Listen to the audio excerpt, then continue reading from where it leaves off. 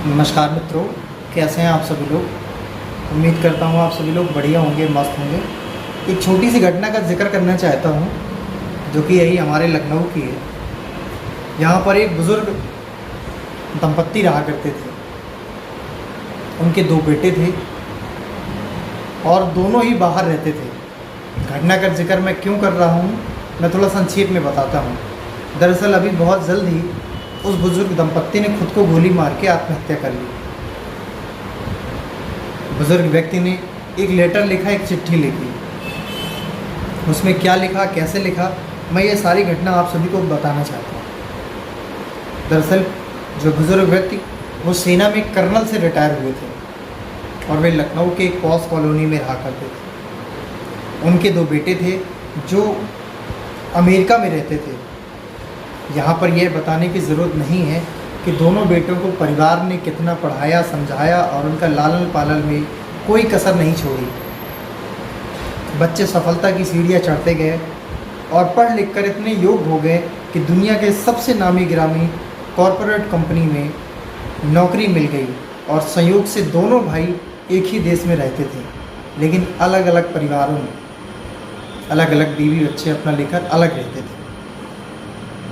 एक दिन पिता ने अचानक रुआ से गले से फ़ोन किया कि बेटो तुम्हारी माँ ख़त्म हो गई है, मर चुकी है। मैं उसके अंतिम संस्कार के लिए आप दोनों का इंतज़ार कर रहा हूँ। पिता अपनी पत्नी की मिट्टी के साथ बेटों के आने का इंतज़ार करता रहा। एक दिन बाद छोटा बेटा आया जिसका घर का नाम चिंटू था। पिता ने चिंटू से पूछा, मुन्ना क्यों नहीं आया? मुन्ना यानी बड़ा बेटा। पिता ने कहा, उसे फ़ोन मिला, पहली उड़ान से आ जाए। धर्मानुसार बड़े बेटे का आना सोच वृद्ध फौजी ने जिद सी पकड़ ली। उन्होंने ये सोचा कि बड़ा बेटा ही मुखाग्नि देगा। छोटे बेटे के मुंह से एक सच निकल पड़ा। उसने पिता से कहा कि मुन्ना भैया ने कहा था कि माँ की मौत में तुम चले जाओ, पिता की मौत में मैं चला जाऊंगा।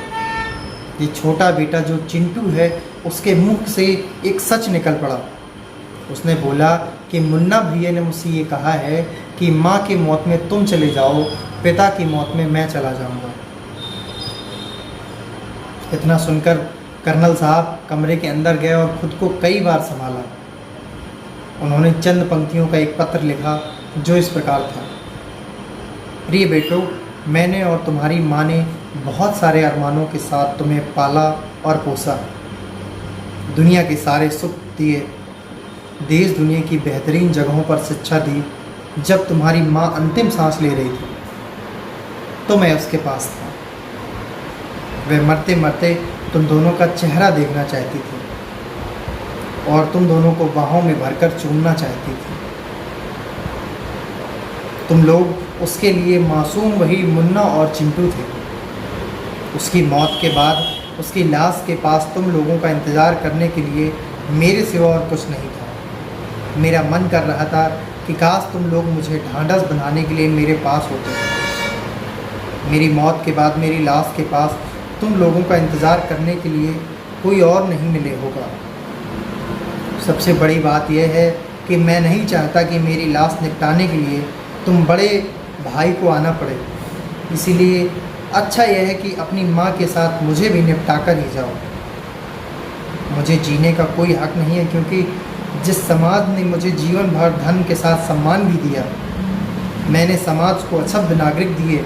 हाँ, अच्छा रहा कि हम अमेरिका जाकर नहीं बचे, वरना सच्चाई दब जाती।